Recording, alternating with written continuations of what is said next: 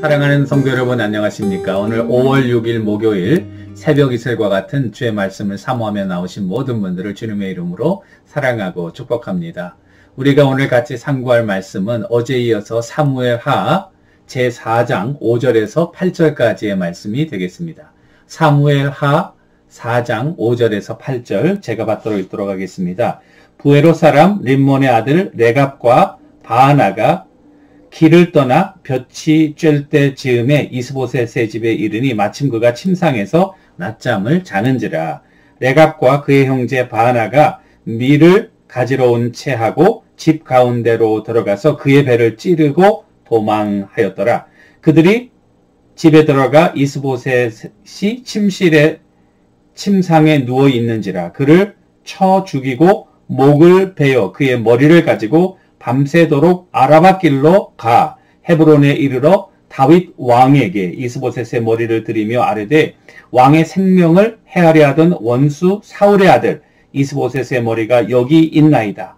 여호와께서 오늘 우리 주 대신 왕의 원수를 사울과 그 자손에게 갚으셨나이다 하니.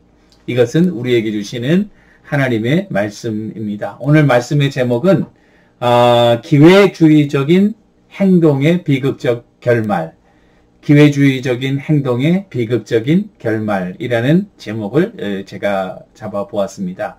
우리 사무엘하 1장에서 이제 사울이 죽은 소식, 사무엘하 2장에서 다윗이 헤브론을 중심으로 왕이 된 사건, 사무엘상 3장에서 이제 아브넬이 협상하러 다윗과 왔다가 요압에 의해서 죽임을 당하는 사건, 오늘 이 사무엘하 4장 사건은 이제 이스라엘의 왕으로 아브넬에 의해서 꼭두각시와 같은 그런 왕으로 세움을 받았던 사울의 서자 중에 한 사람인 이스보셋이 암살당하는 그와 같은 사건이 되겠습니다. 이와 같은 일련의 사건들은 우리가 영화나 사극에서 볼 수 있는 그와 같은 정치적인 하극상의 사건들의 연속이다, 이렇게 볼 수 있겠고, 결국 어떤 사건들이 이루어져 가고 있냐면은 다윗의 집은 점점 강하여지고 사울의 집은 점점 약하여진다는 그 하나님의 뜻이 이 모든 일들을 통해서 이루어져 가고 있는 과정이다, 이렇게 알 수 있습니다. 자, 이 아브넬이라고 하는 사람은 사울이 죽은 이후에 자연적인 권력의 중심에 있게 되죠. 군대 장관이고 또 파워를 가진 사울이 갑자기 죽게 되니까 그 공백이 이제 아브넬에 의해서 채워지게 되겠고요. 이 아브넬은 사실은 하나님의 뜻을 구하면서 이 장로들의 의견대로 다윗을 왕으로 이렇게 모시고 통일왕국을 형성해야 되는데 욕심과 야심 때문에 이스보셋을 왕으로 세우죠.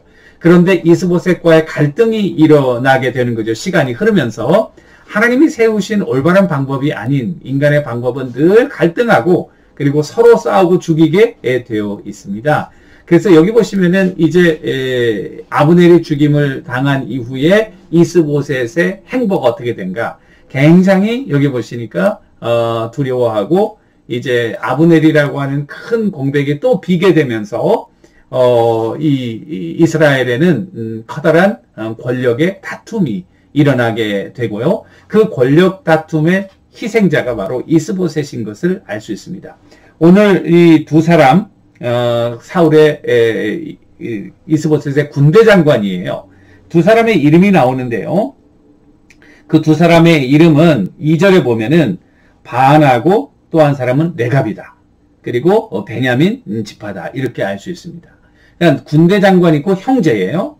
형제인데 아브넬이 죽었다는 소식을 듣고 이 두 형제가 지휘관들이 이 이스보셋을 암살하는, 침상에 있는 그 이스보셋을 그 칼로 배를 찌른, 아브넬도 칼이 배에 맞아서 암살당했거든요. 이스보셋도 똑같은 방법으로 죽임을 당하고 있습니다. 그런데 조금 뒤에 보면은 이 죽이는 일에 앞장선 거는 레갑이, 처음에는 이 바하나, 레갑 이렇게 나오는데요. 형인 것 같아요, 바하나가.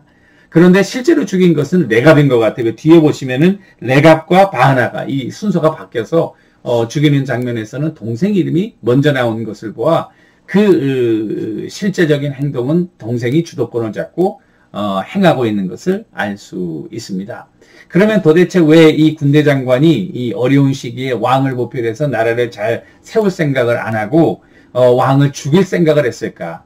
아브넬이라고 하는 그 커다란 그런 파워가 없으면서 구심점을 잃어버린 이스라엘은 다윗 유대 왕국과 전쟁을 해봤자 이것은 승산이 없는 싸움이다라는 결론을 내리게 된 거죠. 그럼 자신들의 운명은 이제는 패망할 수밖에 없는 운명이에요. 그런 운명 속에서 이 두 군대 장관들이 생각한 것은 차라리 이스보셋을 죽이고 그리고 다윗에게 우리가 이스보셋을 넘기는 것이 우리가 살 길이 아니냐.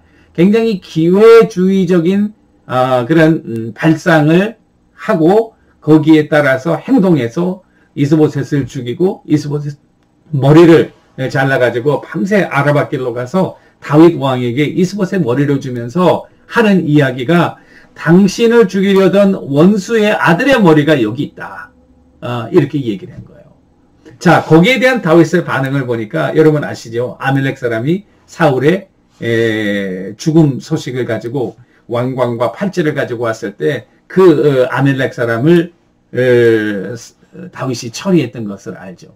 오늘도 똑같이 보면은 이 사람들이 잘못 생각한 거예요. 다윗을 그들이 생각할 때 사울은 다윗의 적이다 라고 생각했지만은 사실은 다윗은 사울을 적으로 생각하지 않았습니다. 정말 적으로 생각했으면요 죽일 수 있는 두 번의 기회에서 죽였을 거예요. 적으로 생각하지 않고 자기를 핍박하는 그런 이스라엘의 왕이었지만은 왕으로서 존경하고요. 그가 죽었을 때 정식으로 그를 애도하는 그리고 자기의 결백을 보여주는 그런 일들이 있었지 않았습니까? 이들이 잘못 생각한 거예요. 그래서 오늘 말씀해 보시면 그 두 사람을 처단합니다. 팔과 다리를 자른 거예요.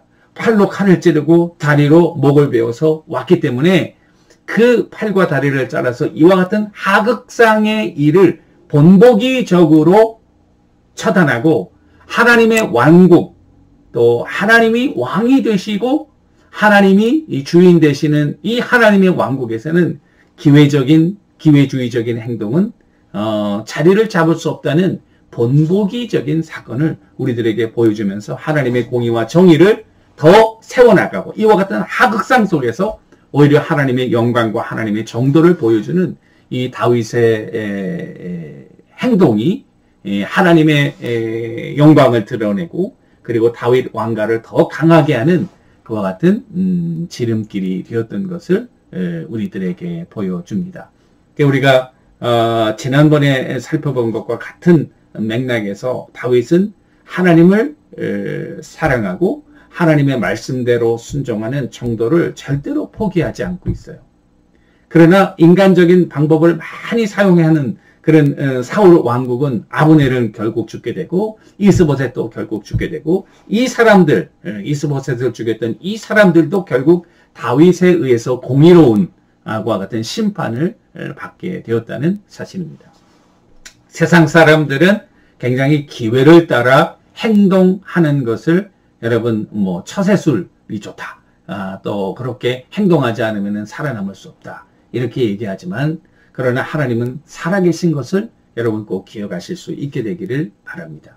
하나님의 나라에서 기회주의적인 행동은 자리를 잡을 수 없습니다. 어떻게 일시적으로 그것이 승리했다고 보여지지만은 사실은 승리가 아니라 이미 패배인 것입니다. 아브넬이 정권을 잡아서 이스보셋을 왕으로 세운 자체가 이미 패배였던 거예요. 거기에서 나오는 모든 일들은 다 하극상의 일들이고 하나님에 의해서 다윗의 공의로운 심판에 의해서 다 정죄를 받고 있다는 사실을 여러분들과 내가 꼭 기억할 수 있게 되기를 바라고요. 세상과 다른 우리는 세상에서 소금과 빛의 역할을 하고 하나님의 나라와 하나님의 공의를 이 땅 위에 실행하고요. 그런 기회적인 행동을 우리가 다 배격하고 다 거부하고 그리고 하나님의 정도로 여러분들과 내가 나아가시는 그래서 하나님께서 인정하시고 하나님께서 기뻐하시고 하나님께서 든든히 세워가는 여러분들의 가정과 우리의 교회와 이 민족과 나라와 그리고 우리의 삶이 되기를 주님의 이름으로 간절히 축원합니다. 기도하겠습니다. 아버지 하나님, 이스보셋을 죽였던 바나와 레갑도 역시 다윗에 의해서 기회주의적인 행동에 그와 같은 심판을 받았던 것을 꼭 기억하게 하시고 세상 사람들은 기회를 따라 행하고 기회를 따라 이렇게 결정하고 나아가지만은 우리는 정말 삶의 기준에 하나님의 말씀과 그리고 주의 인도하심, 성령의 인도하심을 꼭 받게 하셔서 어느 상황에서든지 늘 정도로 말씀대로 순종하고 나아가는 그러므로 말미암아 하나님이 함께 하심으로 형통하는 다윗과 같은 그 강성한 또 복이 우리 개인과 가정과 교회와 이 민족과 나라의 위에 임하게 하여 주옵소서. 감사합니다. 예수님의 이름으로 간절히 기도 올리옵나이다. 아멘. 여러분 오늘 하루도 정말 주님의 정도를 따라 행하시는 그리고 기회주의적인 모든 그런 행동들을 배경하는 여러분들과 저의 삶이 되기를 주님의 이름으로 간절히 축원합니다. 감사합니다.